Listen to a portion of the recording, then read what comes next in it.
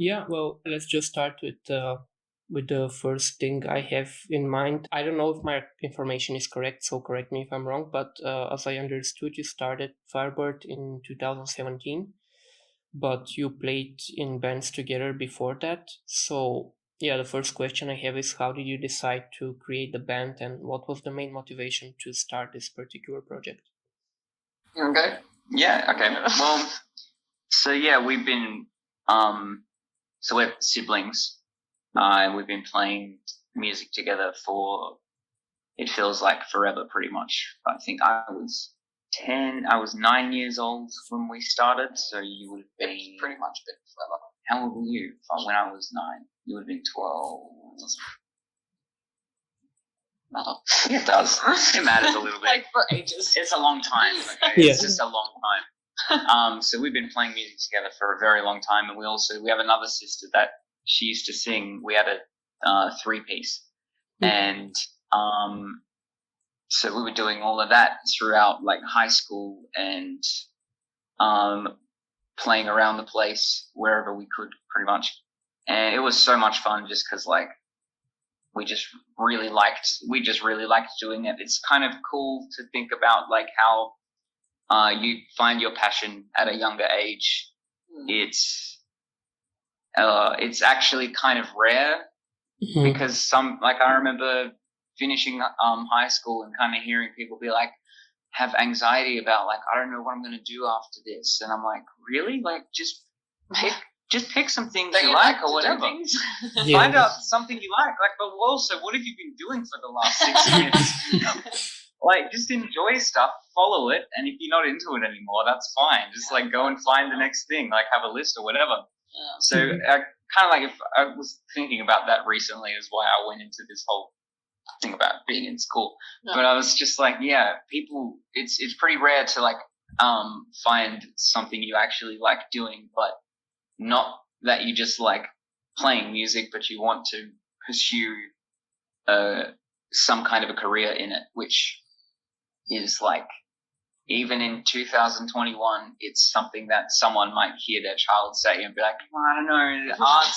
art careers, they're not very, it's just a bit touch and go, isn't it? Why don't you go be an accountant or something, or a lawyer?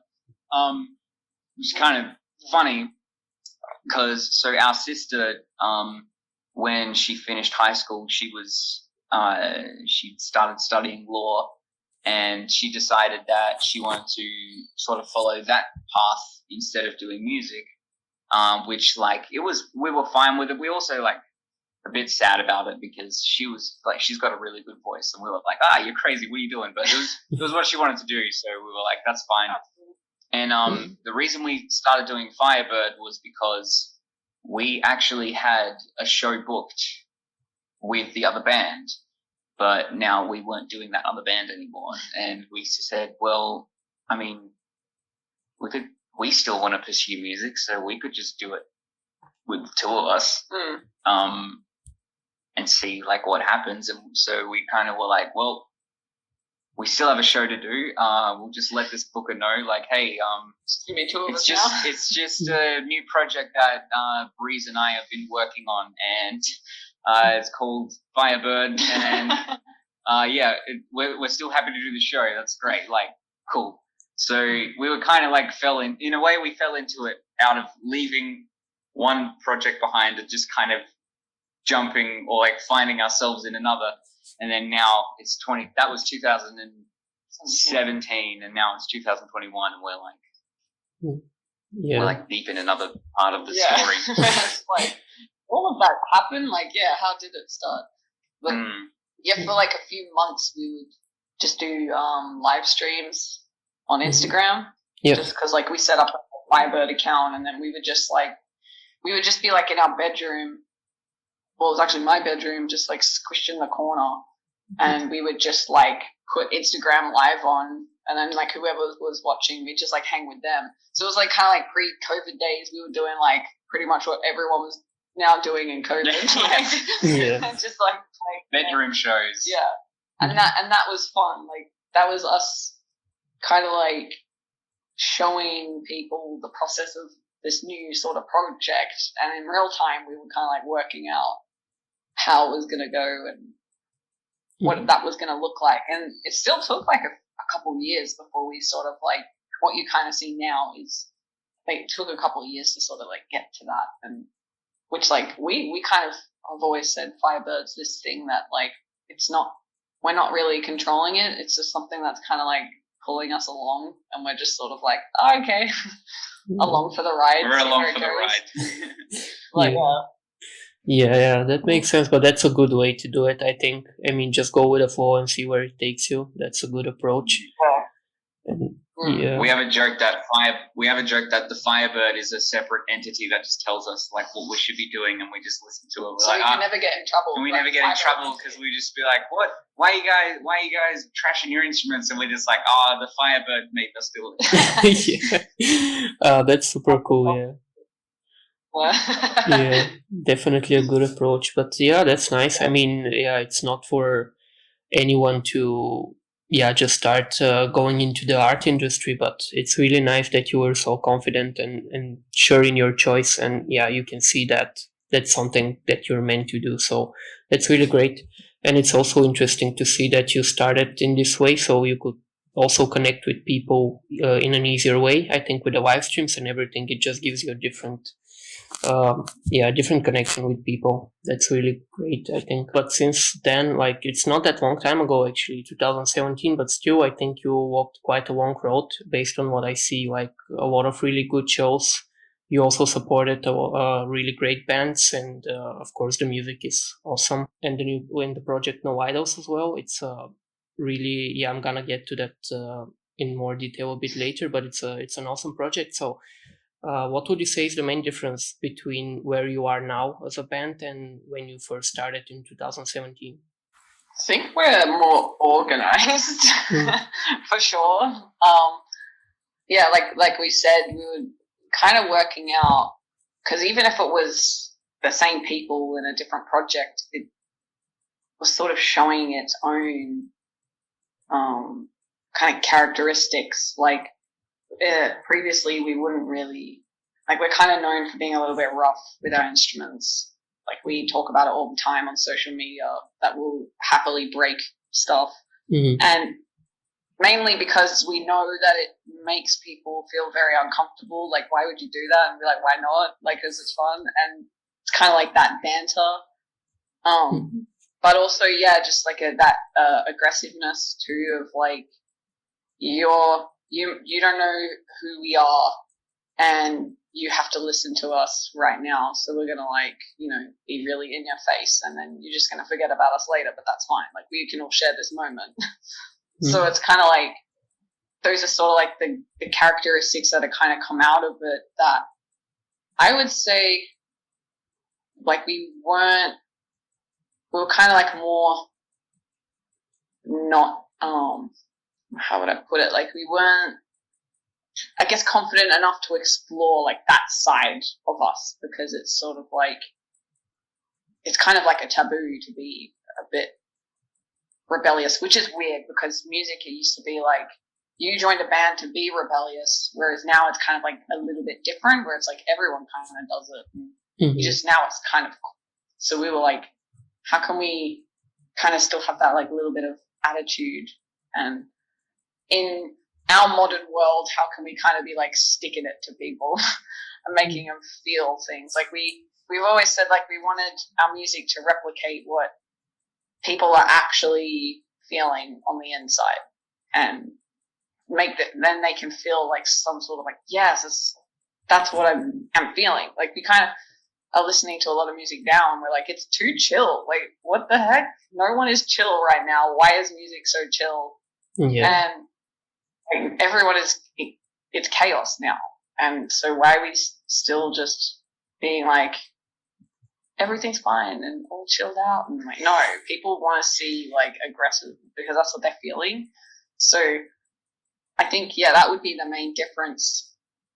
From the start, you could see kind of fragments of it, but as when we would like do a lot more touring and be playing the set over and over, you could sort of see it coming out just that little bit more, which I think it was just us kind of coming out of our shell a little bit more. Yeah, I would say, like, to summarize that, it's we we have a better understanding, and like I was just thinking, like we just have a clearer vision right now of what at least FYRE is supposed to be.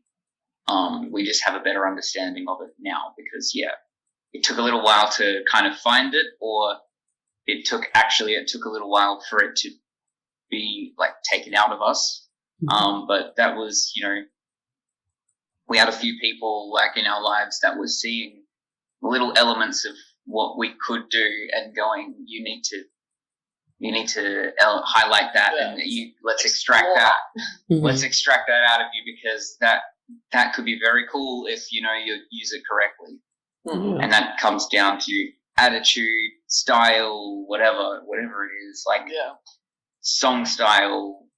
Like even now where we've been listening to a lot of like hip hop and a lot of EDM, and there's a lot of really cool elements of that we really like, and we're about to work with someone that's like, yes, so we're going to find those parts that are FYRE, and we're going to make a almost. I like saying that we're about to make a hip hop record, but we're not, but we kind of are a little bit like. That would be awesome.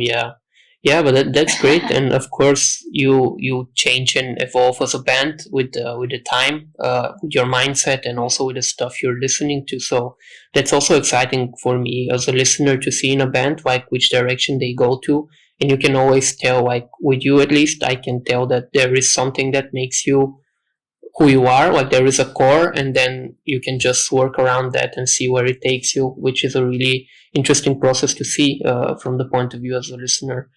But that's great. I'm really looking forward to seeing what you're working with and what you're experimenting with now. It's gonna be awesome for sure. Yeah, we're making a 50 Cent record. Oh, that's great. You should probably get a feature of him in one of the tracks. That's gonna be sick. Oh, that's a good idea. Do you know of any contact? Just like a soundbite at the end being like, that was terrible. No. That would be amazing. Guys, that sucks. You should have stayed in your realm. You never know. So you should give it a chance. Yeah. Definitely. Yeah, that's great. But what would you say is the main focus of the band right now? What are the next milestones, if I can say that you want to reach? It's kind of secret at the moment. Well, like world next domination. No. I know. I was kidding. It was a joke. That was pretty if you write that down, make sure that it's very clear that I'm kidding. Yeah, will do. No worries. But that's a good goal. I mean. Yeah. I think like we just want to, like the time we're in, we kind of just want to innovate the way people listen to music or even view music. And yeah, I think that's just like what we're working on, mainly with No Idols. That's kind of what came out of it. A lot of like the driving force was like, if we could never do shows again, like how can we still create content and what would the band sort of look like? Because that was obviously a huge factor in being a band, is people go see you play.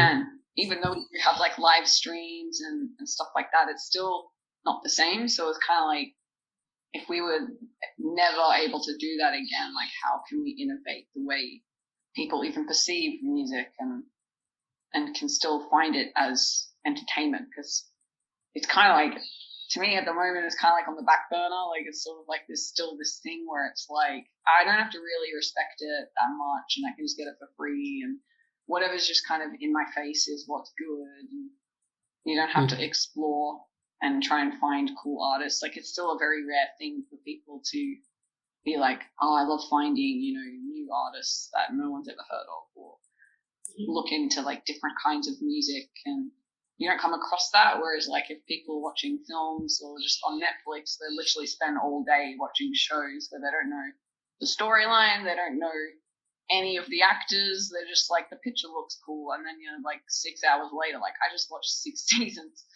of like this show because I'm hooked, and like I never do that with music. So we're kind of like, thinking about like, why would that be? And yeah, so that's kind of like the motivation for No Idols, is like we kind of wanting to step in that realm of like how can we innovate music and make it something that people are like, well, this is kind of how when we come to listen to FYRE BYRD, this is how we listen to it. And this is how they present it. Yeah, I think being a part of the innovation of that is definitely a good motivator, because there's still just a weird, like, I guess, mindset of in an unregulated industry, there are still like certain steps that you have to take, but they make sense in a world pre-COVID, and even then they didn't really make that much sense then, but at least we didn't have a reason to say they didn't make sense. But now, like, I mean, we've all been in lockdowns and whatever, and living scared for like over a year for a lot of people. We're still flattening the curve. We're still flattening the curve, all right? Yeah. Just 2 weeks. Don't worry about it. It'll just be 2 weeks. But it's just, being a part of the innovation of that, because I think everyone kind of knows, at least in a general view of it, like when you have struggle, there's like kind of two options. Either you kind of like submit to struggle, or you are part of an overcoming of it. So that sounds like really extreme and epic when you try to put that into a music or an art like version of it. Well, I think there it's like whenever there's a struggle, that's where art comes into play. Yeah, exactly. You describe culture and exactly times. It's like, and I think that's a really like sort of, it's almost become like our little mission statement, is that like artists are supposed to describe culture and like talk about what's happening around us, because no one else is going to. in X amount of years, people are going to look back, and music is part of history as much as textbooks are. So, like, you'll be able to hear about.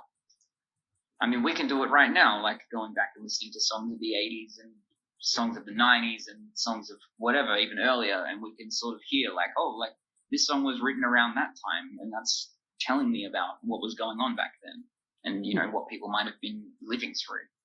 And then it just kind of adds more to the song, rather than just being like, this is a song about my ex-girlfriend because she made me really butthurt and I'm sad about it, so I'm going to whinge to you for 3 minutes, and hopefully it'll be in some teen movie that you like. Exactly. Yeah, that makes sense. Of course, yeah, I see it the same way. And especially nowadays, I think it's very important what artists do, because it's going to stay for a long time, and it's going to define a lot of how we recover from this situation. So, yeah, that definitely makes a lot of sense to me. How was the idea about No Idols born? Was it something that was with you since you started the band, like even in the years before with your sister, or is it something that kind of developed gradually over time and just came out of necessity? Kind of like both. Like it sort of showed up, but I think it's something that has been kind of like floating in our minds for a very long time. Like sort of. We've always wanted to do like concept. The concept of it has sort of been like, I don't know. We sometimes listen to like some of the really old demos that we used to do like with our other sister too, and you kind of like hear elements of like some of the themes going on that we talking about in No Idols, and it's just like, I suppose this idea has been sort of around forever, but we are just like, the last year of preparing it was just about like actually going and making the decision of like, oh, okay, this new music is going to be focused on this, and we have to try and like tell this story, and we have to make it very clear, and it's more than just like picking our favorite 6 songs and putting it on an EP and being like, hey guys, here's our new whatever. Go stream this on Spotify and make us like super famous. And here's the one we're going to manipulate you to like the most, because it's the single. And this is the one. This is our favorite. This is our favorite one, so it should be your favorite one too, or whatever. Stream this one the most and put it in all the radio competitions or whatever. But I think it's just we were just I mean, lockdown kind of forced. Well, we didn't really have a proper lockdown here in Adelaide. We kind of had a lot of restrictions. I feel like we've just been in a very cautionary period of restrictions and just like people are still going out, and then you have a group of people that are like, I don't think that should be happening, and other people are like, I don't think we should be that worried about that kind of thing, whatever. Yes. So it's just it's been, for me, it feels like we've been in a weird part of that for like 12 or so more months. Yeah. But that kind of did force us to really think about it and try to develop this. So it's been good, and there's still more of the story to tell. So that's exciting. Is that we're making this a very prolonged thing. I think it's going to last longer than what we initially planned to. Yeah, that makes sense. And yeah, it's really awesome. Like, I personally really love concept albums, and especially when they're divided into kind of episodes. You get one part now, and then the band works on it a bit more, and then you get another part, which is really interesting. It's really immersive. Also, No Idols. It was actually the first thing I saw. It was the visual experience was the first thing I saw when I was researching your band. Like, it made me think a lot about a lot of things, also about the current mindset and the way we are as society. So I was like, okay, that's interesting to see where this is gonna go from now. So it's really cool, and I'm looking forward to seeing what comes next. Can you share anything in terms of new music or art you're working on, or is it too early to make any statements in this regard? We're working on like the next idol. Mm-hmm. So when we kind of like jumped ahead in the story with Chaos, and Chaos sort of revealed, I guess, towards the end of the story, like what happens when all the idols are sort of attained and it just goes to a state of chaos. So we'll the next one will backtrack, and we kind of like released them in chapters. So we had chapter 1, which is where we talked more about fame, and we've kind of chosen things that we observe in our culture that like we love to kind of like worship. Like, we just kind of put on these identities and like chase these things, and we sort of observe how it never ends up nice. Like, it always ends up chaotic, and we like are kind of wanting to come from a place of like posing the question of like why that is. Like, why is it that if you chase fame, like it's just never ends up the way that we think, and like you're just never satisfied with that, and why does our culture kind of like bow down to that and hold it at such a high regard, even though nowhere is showing that it's actually good for us. So that was kind of like what we were talking about in chapter 1, and so when we released chapter 5, we were kind of revealing a little bit more of the story of how we are actually in that room, and we're kind of like in a meditative state, which brings us into this sort of game world where we're creating all of these things depending on like what character we're putting on, or like what idol that we're putting on. The next chapter, I don't want to say which idol it is. Don't say what. You could probably work it out, because there's one where it's like really obvious which one, because it's literally written on our jumper. Okay, yeah. But, and then also, like, if you were to observe culture for yourself, you could probably work out which ones they are, because they're pretty kind of obvious.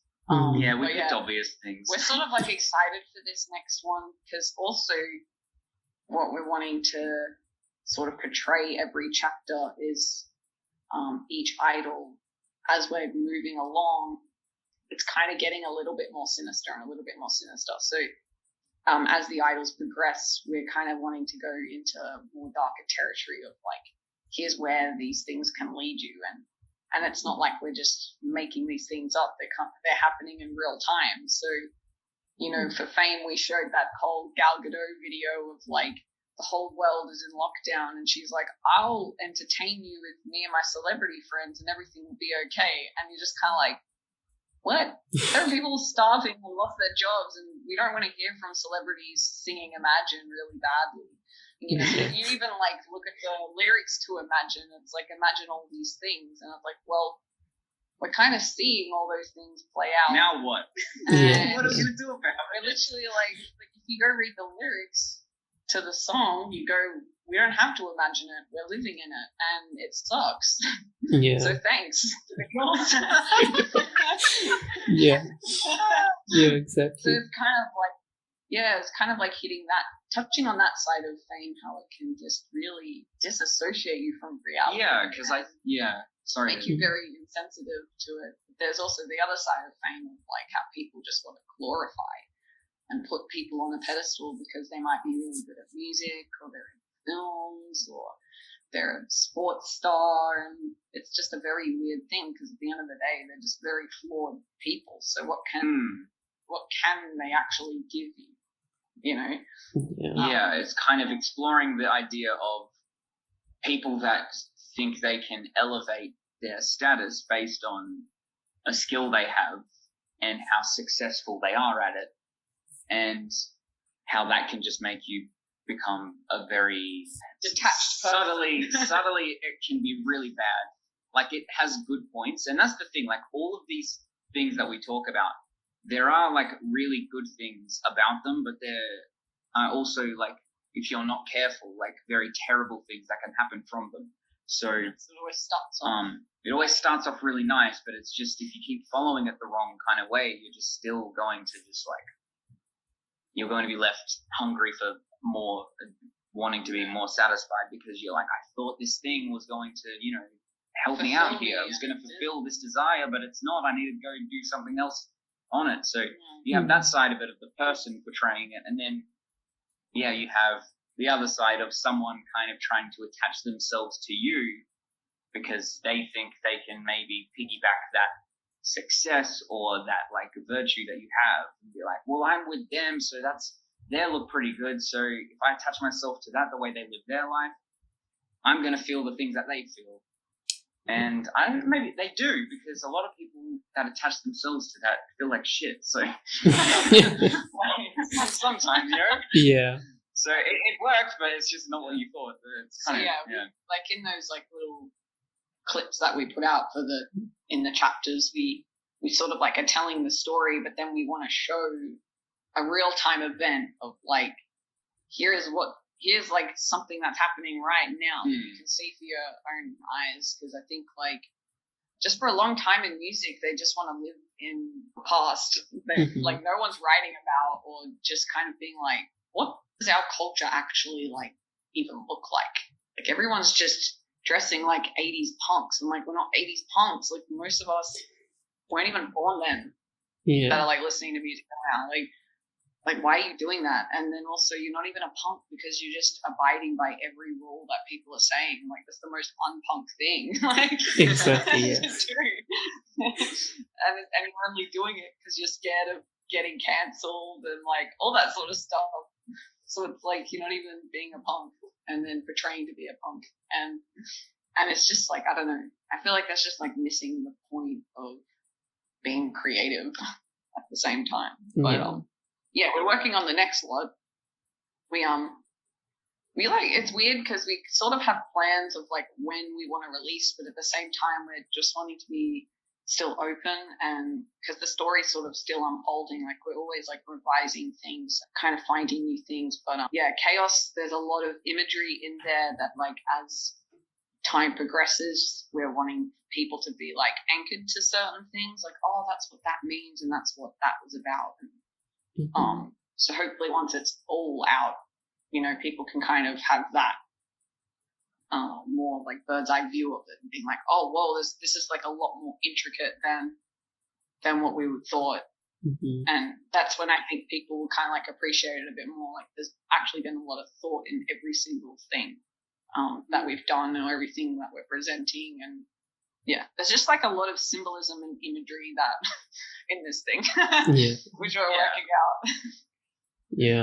That makes sense. I mean, for a project like this with this much importance and relevance to the current state of the world, it makes sense that there's a lot of references and hidden symbolism. So I'm excited to see it. And I think personally with those things, you have to see it a few times, because there is always something new that pops up once you pay more attention or you look at it in a different perspective. So that will be interesting, and definitely that's something that I think the world needs to see and think about more, because we're getting more and more numb in this sense that, yeah, that's how it is. I'm just gonna go for it and go with it.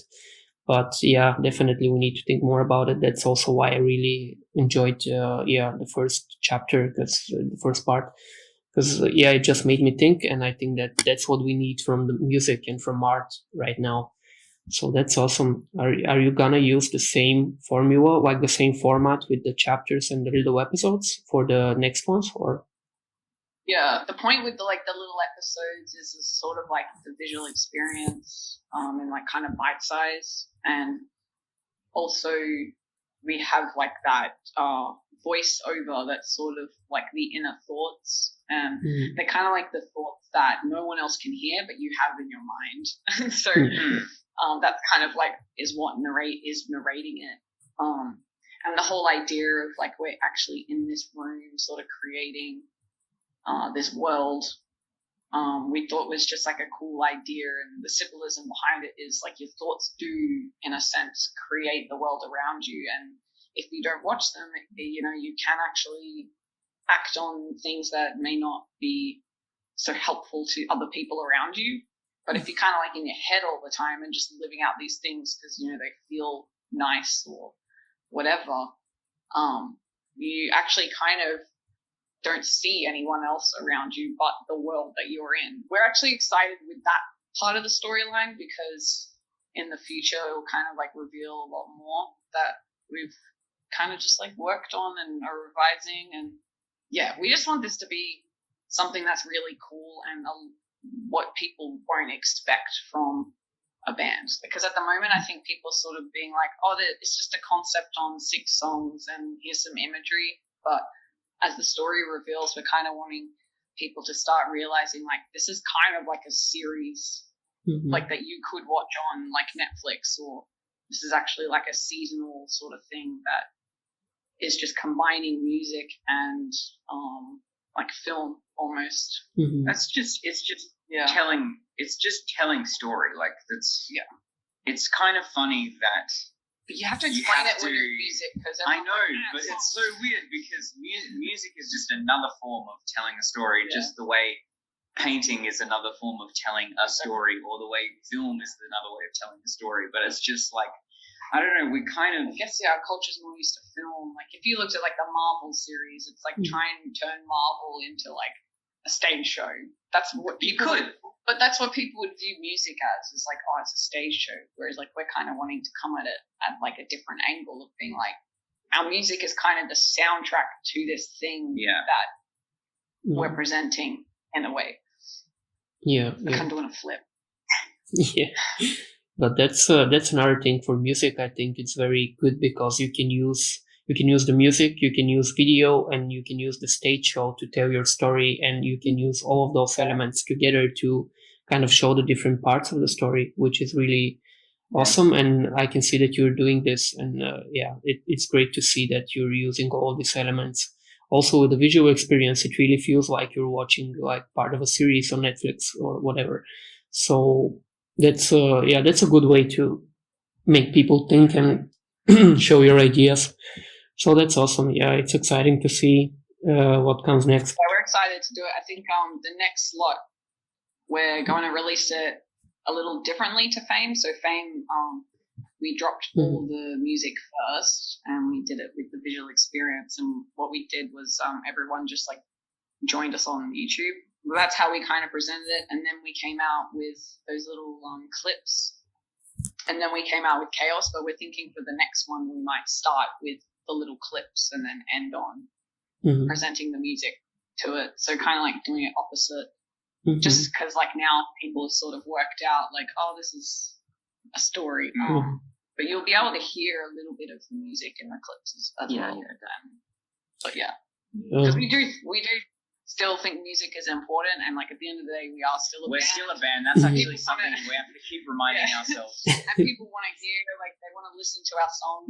People want sort of stuff. So people do want to hear music from us. We have to kind of remember that. The visual experience is kind of like doing two things. It's presenting an overall story of that idol, but at the same time letting people kind of listen to all the songs that we've been working on in like track order. And it's kind of like we all want everyone to go there and we premiere it and everyone's there. And it was actually kind of cool when we did it because it felt like a show. So like as the countdown was happening, people were like writing lyrics to like songs they would sing before a band would come on. Like, so it kind of did have that like show atmosphere, but it was just on the computer.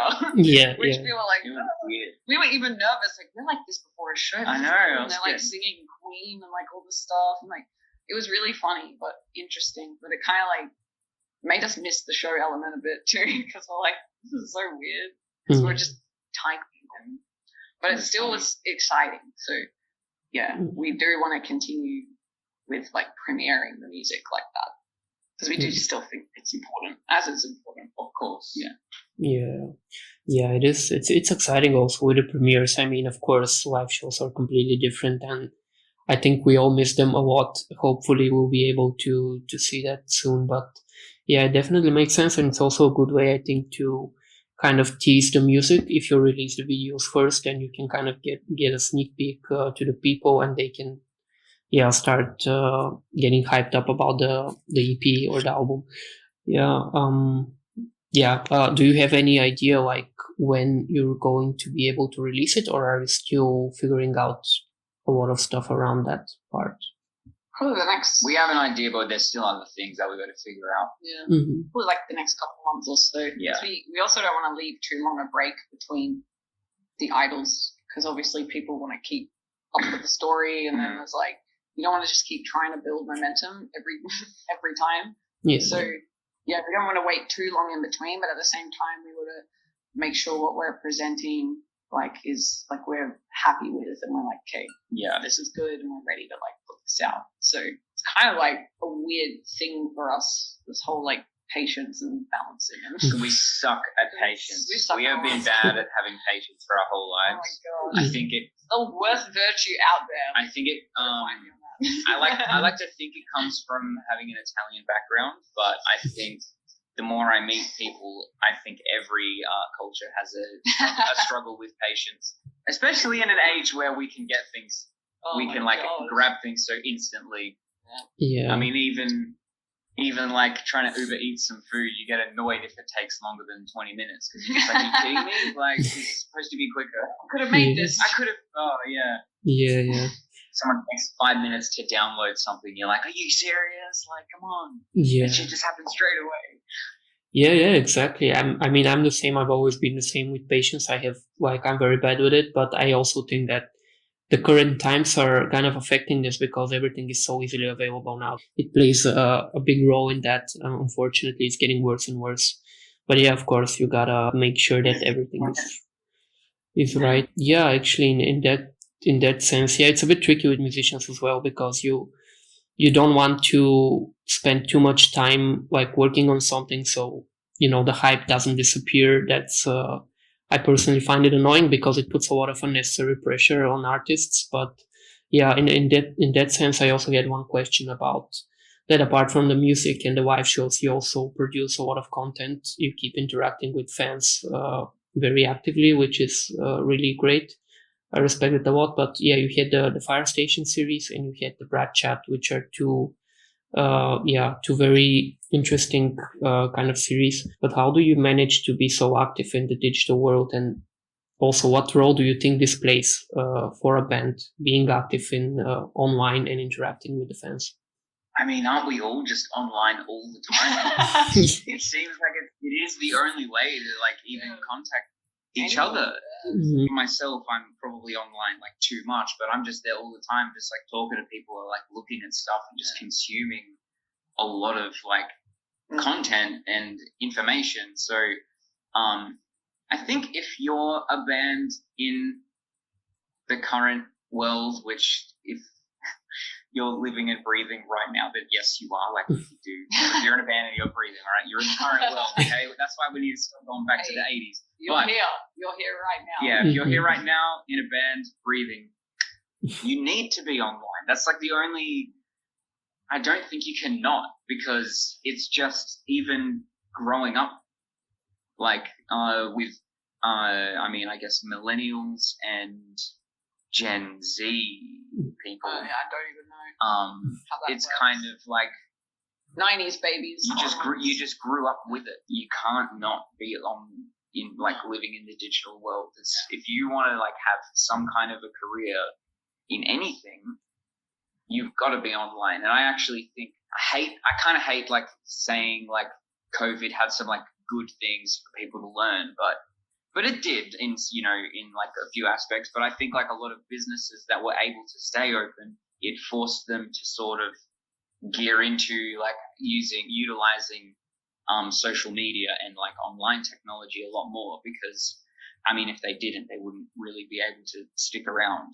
So it definitely kicks the music industry. And I think it kicked the music industry in the butt for sure. Because if you kind of looked at YouTubers, anyone who had a vlog, like they were set for life. Like, they were killing it. Anyone who was already on social media and had their audience, and it's kind of like bands didn't, and they kind of like were like, whoa, we really fucked up not being on YouTube, not, building or taking seriously like having an audience there. Like you have comedians that are already on YouTube and they were still touring, but they were still building their audience on YouTube, like doing a podcast or something like that. They were able to be like, well, can't do a show, but still people are coming to my channel and I can still sell merch because I still have an audience. So I'm not losing money at the end of the day. Like I might be losing some, but I'm not losing all of it, everything. Where I think like a lot of bands were like, what the heck do we do? And like, I think it was just kind of like kicked them in the butt, being like, you got to take social media more seriously. But I know for us, like Fire Station was more when we would go on tours and it'd be like just a vlog type thing. Like here's just the stuff we got up to, which wasn't a lot. It literally was like just drinking coffee and then doing a show. We were like, yeah, I don't know how we can manage to. Anyone who tells us that they enjoy watching Fire Station, I'm like, really? Like, it's literally just us filming ourselves doing nothing and putting it on YouTube. But and we loved the show Catfish, where they would just like, you had Max, the characters. I don't know why, we just thought that was funny. Whereas Rat Chat is like people who like listen to our music. They would just give us a topic and we would just like shit talk for an hour about the topic or not even mention the topic and just call it the title. And that was fun because, I don't know, people again found that entertaining because we would just be talking nonsense. I think it just showed different sides of you. Yeah. Whereas like No Idols is like our serious side, which just like, I don't know. What did you think kind of looking at No Idols and then going to like a Brat Chat episode? Like, you were just kind of like, what the heck? Yeah, that's exactly what I did actually, but I do enjoy this kind of stuff and I was just gonna say, but it is really cool to see because you see like kind of the serious side of the band and the more thought-provoking part, and then you go to this like easygoing content that is not really like there is no really any formula to it. It is just super random, and I personally enjoy seeing that other aspect and getting a bit more kind of behind the scenes of all the serious stuff. So for me it was super interesting to see, and also just the random topics, like not random, but your fans send it to you and then you start it's like a podcast, you just talk about stuff. And you don't know what's gonna get out of it. It's a cool format for me. I do enjoy those things. That's also why I included it in the questions, because I think it's really cool to see bands do it. And as you say, now you kind of have to be online all the time. You have to interact with people, especially in the COVID time. So it's really cool for me to see that. I enjoy that actually a lot, both of the series. Yeah. Okay, thank you. Yeah. We honestly don't know why, because we don't even think we're that interesting, but some of the topics were funny and like we actually like found them funny to talk about. And, but then we were picking up, people were being like, you didn't even really talk about it, you just like that's chatting. just what you get though. That's just what you get with us. Yeah, but that's part of the charm, it's what you get. You know that there is no guarantee, but it was nice. This is the thing. You just came up with a new slogan. That's exactly right. There's no guarantee. And I think if it's just the two of us, then there's no one guiding guiding. Hey guys, so we're actually talking about this other topic right now. We don't have that in the room with us. There's like, we literally are just sitting in our friend's studio with a GoPro.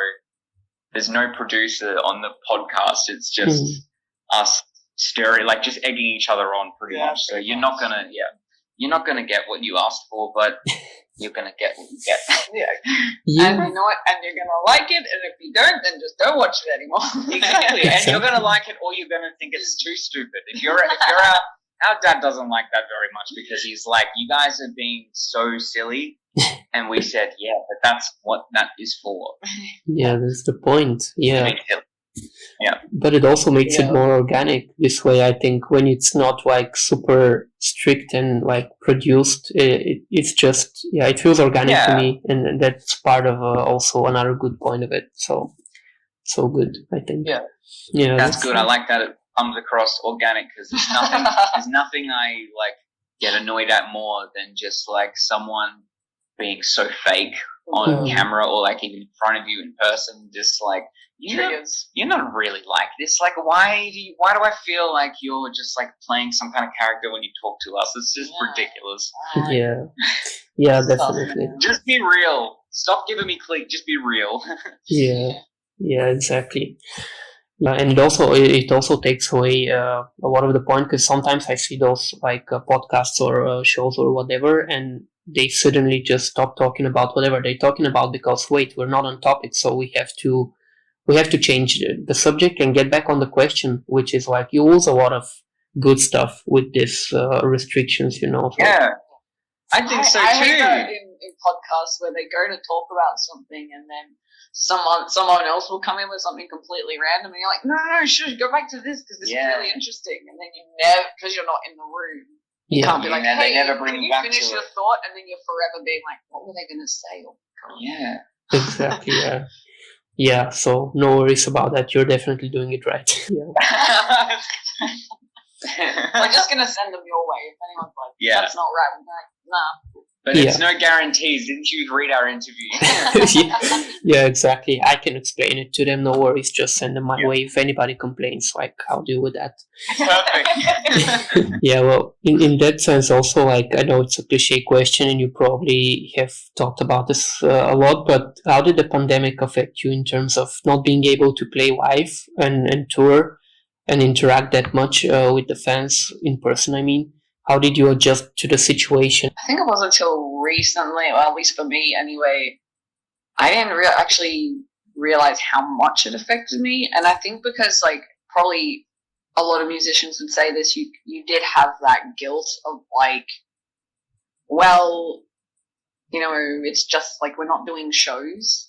Mm-hmm. So it's not like we're not having a job or there's people that are like starving. Like you kind of had like there's people who have it way worse. Yeah, you could see. So and you didn't want to come across as like insensitive by going like, oh, we can't play shows. And I think like for the longest time, at least for me, like I suppressed a lot of that. Mm-hmm. And there was like a lot of grief there of like, no, actually this is probably the most, doing shows and interacting with people that listen to us or come and see us. That is probably the most consistent thing we've done for like the longest time. And then suddenly it just stops. And we would have conversations, particularly at the beginning, like of it all, of like, well, it just feels like, wait, what do we do now? Like what do we actually do? And then, you kind of go, well, we can write, and you sort of just distract yourself with that. But now, like, as time has gone on, you just kind of realize, like, oh my gosh, there's actually a very important part of your life that has just suddenly ended. It's not like, it's just like went cold turkey. Mm-hmm. And like, we know we can do shows now, but it just doesn't feel like it's the same. And when we do want to do shows again, we want to make it feel like, we have been working on something and making it different and coming out again and being like, this is how it happens now, and trying to adjust to the times. But yeah, I don't know, I can't actually articulate it because I'm still working through it, but it's more like you just grieve that part, but then you feel a lot of guilt for grieving that part because you're like, well, I'm still in my house and living and all that. But yeah, for the longest time, it's just something, I know you suppress it as well. But, like, you just suppress it because you, like, have to keep moving forward, pretty much. That's how it affected me, at least. But in terms of, like, the pros to it is it made us write a lot more, which made us pick up on these themes that were coming out, and then we got no idols from it. So it's kind of like a win at the end of the day. When we can start doing shows again, we already are thinking about, like, we're obviously going to do a no idols show, so we're wanting to just use that as another medium of telling the story instead of, like, here's just a set with all your songs. Like, we still want to keep the same sort of structure and thinking about, like, what that would look like and innovating live shows. Like, it's just all about innovating, I think. Yeah, and I see it more as an innovation for us because it's definitely not like we're going to try and create something new that the industry's never seen before. Because it's just more like we're trying to be able to do things that we've never done before, and it's cool to see only kind of a few artists, at least in the mainstream, that are taking advantage of sort of the way things are headed, like where things are headed. Like, I know Chance the Rapper has been doing really well in the kind of like live streaming-ish sets. He's making it cool again because for the longest time, live stream shows were the lead singer of your favorite band in his shitty bedroom and the iPhone's on the floor in the corner of the room and he's playing an old guitar that just doesn't sound good and you're hearing how maybe he really sounds when he sings and you're like, I don't know if I like this anymore. But it was just so dodgy and sketchy, and it's like, hang on a minute, like, we have technology. we live in like prime time technology as of this moment, so why are we doing bedroom stuff when we can, like, just take a little bit more time before we come out again and put together a set where it looks like I'm watching a music video, but it's a live stream show. So, like the Super Bowl, but all the time. Yeah, exactly. So it's just like working out ways that we can do that also fit into the story that we're telling. Yeah. And we don't have millions of dollars. So it's working out how we can afford to do it. That's the biggest thing. Yeah. So we've got merch on our website. Please buy it so we can do a little bit more. It's getting cold where you are. We got really cool jumpers that we have a few left. We have a couple left. Yeah, that's sick merch, by the way. I do love the merch. People should buy it. I will include that. But yeah, that makes sense. It's really tricky, especially with the budgets and all. But yeah, I think you're right that in these terms, it's also really changing the industry a lot. Like, because people are now forced to move online and do these live streams, and they suddenly realize there is a lot of potential in these things. Even if there is no pandemic, you can still do a lot with that. So yeah, and you can almost do more than you can live in a show too. Because you can actually choose the perspective you want someone to watch the show in, which is actually quite cool. And it feels more like you can show someone a movie, which I think for this story is pretty much like the perfect way that we would want to present it. But we do miss like being in front of people and like breaking our shit or like standing up on our instruments and like eyeballing them and they're standing there like, this is like so not what we expect. Because like, if no one had like seen us before and they see us like walk out, they already have like this perception of like, oh, they look like so small and like innocent, and then where they're like and they're like, what the fuck was that? yeah exactly. So it's like we do that element of like kind of being very cheeky to the crowd and then giving them permission to sort of like show that cheek back and like so we do miss that interaction a lot.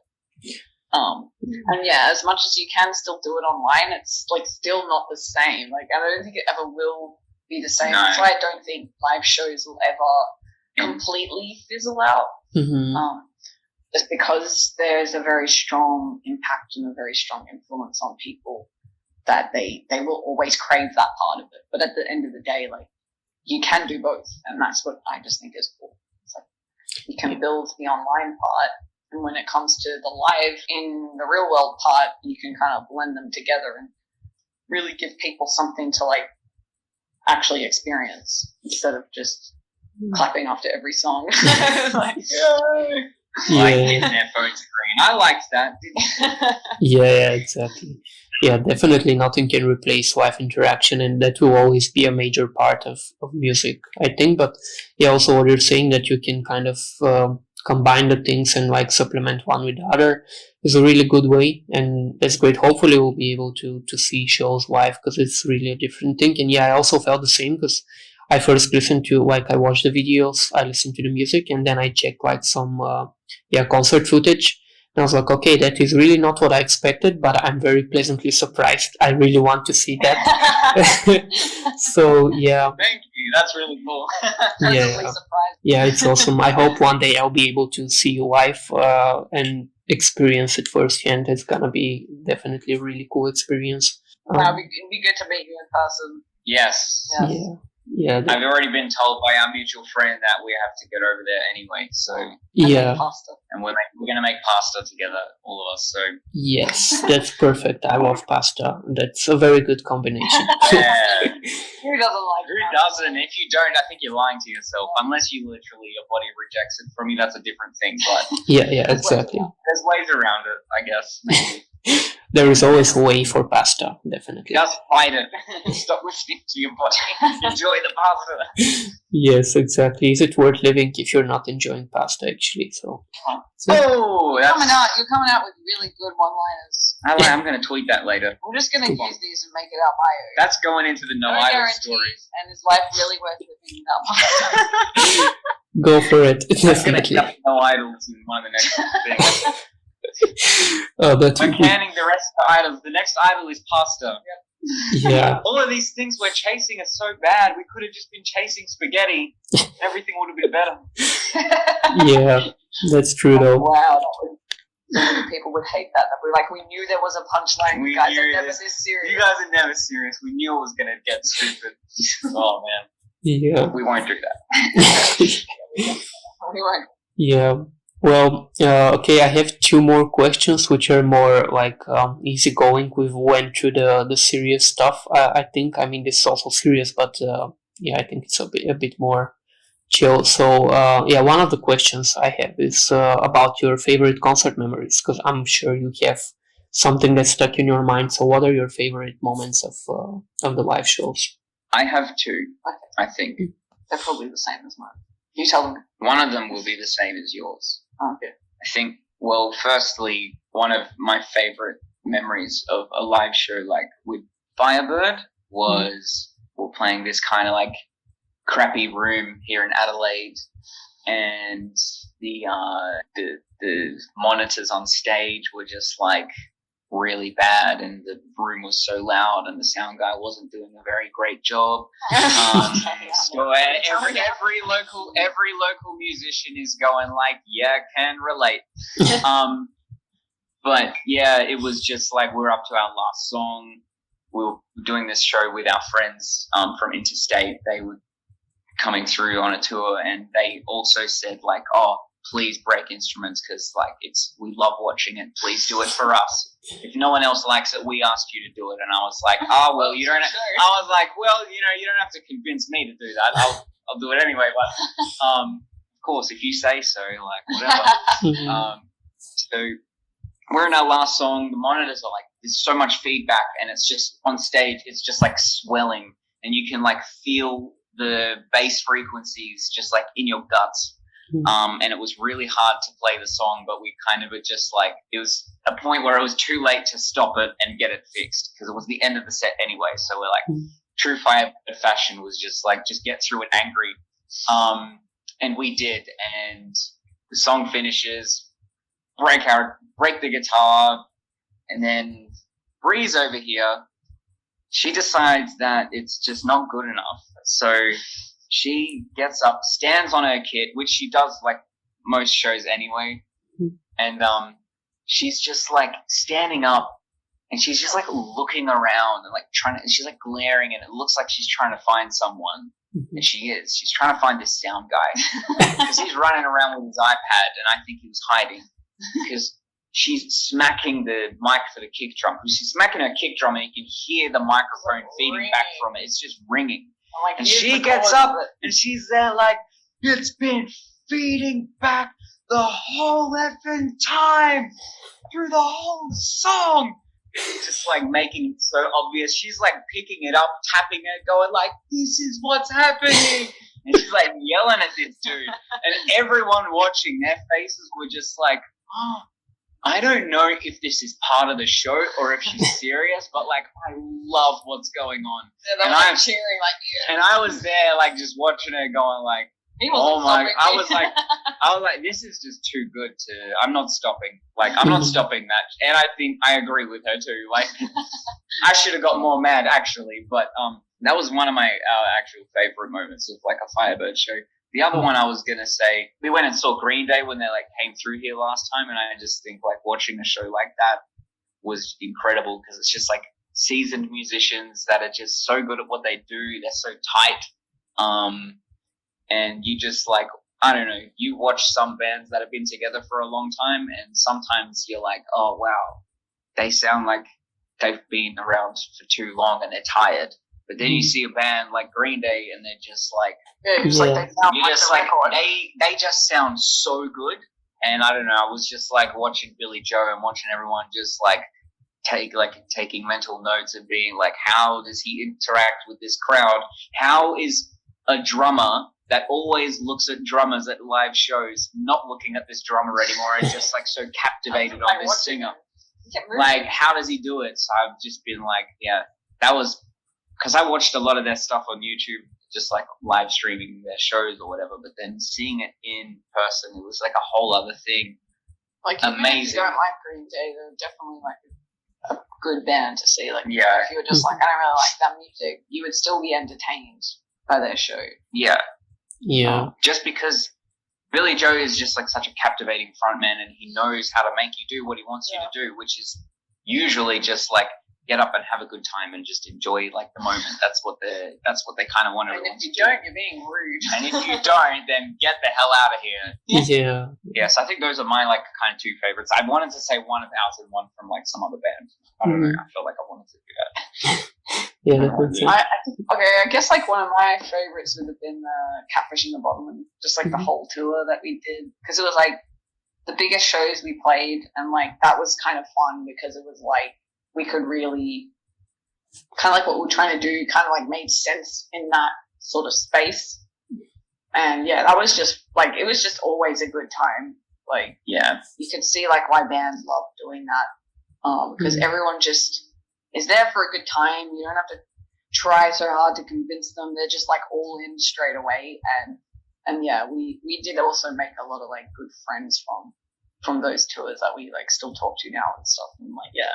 And also, I did enjoy yelling at that. But no, actually, I felt very bad. I was like apologizing to everyone for yelling at the sound guy, and they were like, "That was like the best thing I've ever seen in my life." It was amazing. Like, I still didn't find him at the end of the night. I don't know. I didn't see him. He ran away. I think he went home. Probably, yeah. He ran away. He got scared. I mean, I would run away, but yeah, it kind of makes sense. That's important. And when this person doesn't do the job right, it's super annoying. Also for the audience. I mean, you have to respect the band and the audience. Like, come on, so definitely. Yeah, that's the thing. Yeah, thank you. That's the other thing is, like, not everyone watching realizes that it's not the band's fault because they're just hearing and looking and they're going, this band sucks. Sound right, or... And it's like, no, work hard to not suck. It's something else. Yeah. Yeah, exactly. That's true. Like, a lot of people don't realize that. So that's why it's important for those people to do their job. So yeah, those are good stuff. And I'm sure there's going to be a lot of more great memories on future tours and shows. Hopefully I won't have to yell at anyone anymore, though. I hope I don't like yelling at people. Yeah, hopefully not. I mean, but it's fun to watch, though. I don't know. Yeah. Well, definitely. I want to try. Maybe I'll have to start bribing sound guys to just wreck her sound a little bit so she gets angry. Yeah. Maybe to become part of the show, of your trademark. I want to see some breeze rage tonight. So let's just bribing the sound guy at the start of the show. Let's just give her a shitty cable just tonight. Yeah. Yeah, exactly. I have always wanted to do this one thing, like when you're running past, like literally just jumping on you and like tackling you to the ground. I've always just wanted to do that. Please, dude, that'd be so funny. Just like randomly. Oh.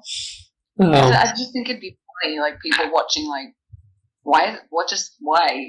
I don't know. Oh, actually, we had this discussion with our fans one time. We call them the brats, by the way. That's like what they decided that they want to call themselves, and we said yes. Cool. So we had this conversation with the brats one time in a group chat, and they were telling us that the next time they come and see us, they are going to throw spaghetti at us, and I'm really excited. I really look forward to doing live shows because that's something I've been promised is having spaghetti thrown at me, and I said, great, cook it because I'm going to eat it. I'll be just like, aim here, I'm waiting for it. Yeah. I'm not looking forward to cooked spaghetti being thrown at me. I am. Maybe they can present it to me in a bowl or something. That's fine. Maybe we can catch it in the bowl. Yeah, that will be a good element of the show for sure. I mean, Future moment that I'm looking forward to. Can you imagine just being there because you're invited and you missed the memo and you see at the end spaghetti being thrown at the band and the band like loving it? How could you imagine could you imagine like being in line at a show, like you were saying, just being invited by someone, or like, and they just carrying like a bag of spaghetti, and you're like, what the heck are these people doing? Or they're like, there's like one band in the line that's like passing out these spaghetti. Guys, remember for the last song, remember we're gonna throw this spaghetti at them. So just like, here's your spaghetti bag, and you're like what the heck? Why are you just like plonking spaghetti in your hand? What are you giving me? What is this about? What the heck is going on here? What kind of show am I going to? We didn't ask for it, but we did not tell them not to do it. Exactly. Yeah. That's definitely gonna be an interesting thing, and I would like to see someone who has no idea what they're getting into see all of those things. Like, I would love to see it. We get cameras on standby, just scanning. Yeah, we have to document. There's a confused person. Zoom in. Yeah, awesome. That would be cool. Yeah, okay, I'll have it in mind. Whenever I come and see your wife, I'm gonna bring a lot of spaghetti with me, so I'm gonna... Right. Pass it around except to one person. The confused one. Yeah, I'll do that for sure. I'll make sure that everybody has spaghetti except the one person. That's so funny. Yeah.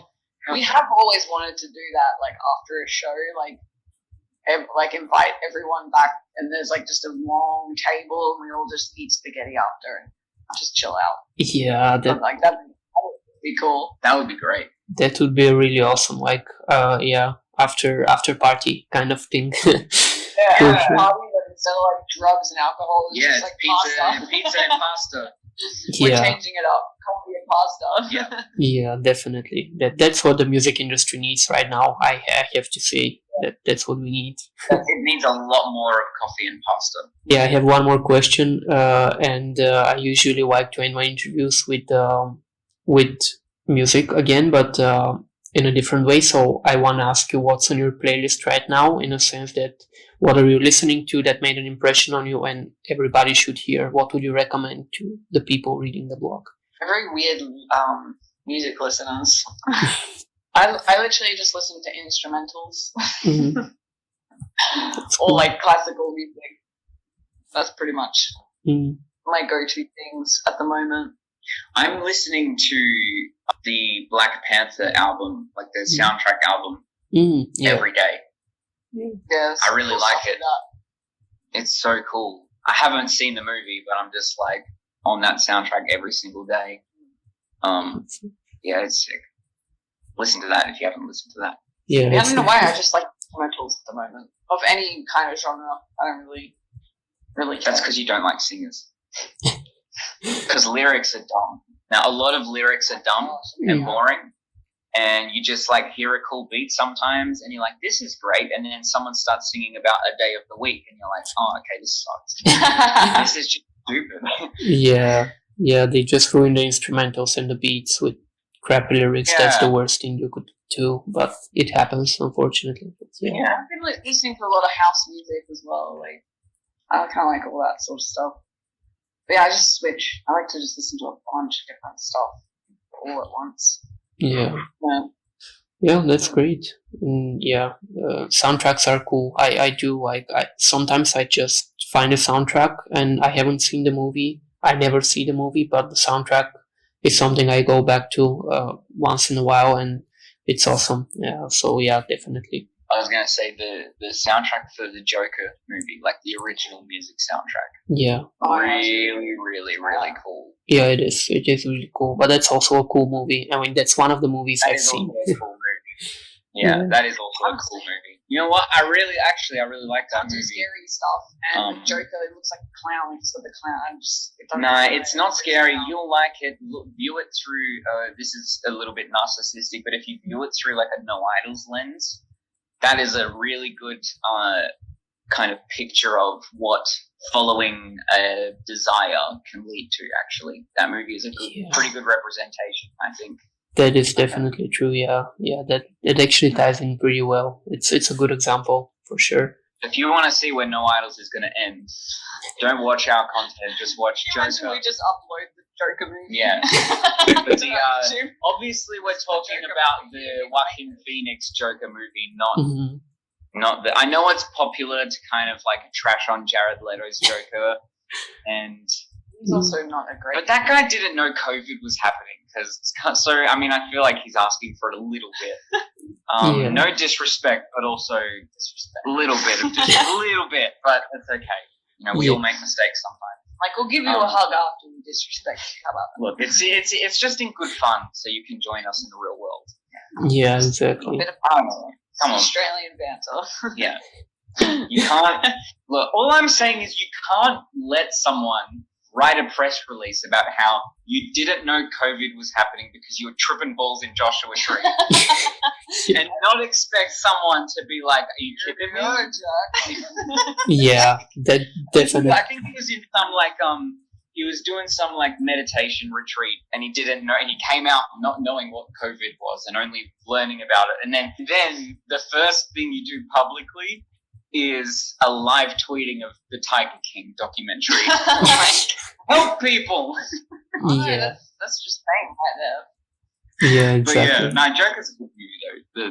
The good one. As long as it's not scary. Nah, it's not scary. It's pretty full on, but it's not scary. Yeah, definitely. I think it's the right time to see it actually. Right now is a very good time to see it. So yeah, those were all the questions I had, and thank you for answering them so thoroughly, and thank you for the interest also in the interview. It really means a lot, and it was a great seeing your perspective and your experiences, and just talking to you was really, really awesome. So I'm glad that we could do it. It was amazing.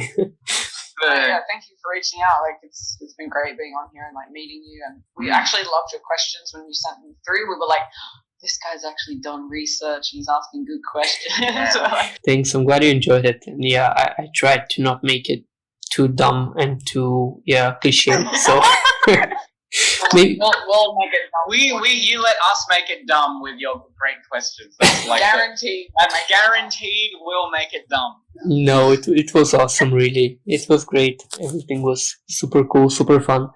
So yeah, thank you, and hopefully we can meet someday, preferably at the show, and then we can eat pasta together. That would be the perfect scenario. Great. I really look forward to that. It's gonna happen. Yeah. We'll keep an eye on Europe and the travel situation. Yeah. Yeah, that would be super cool.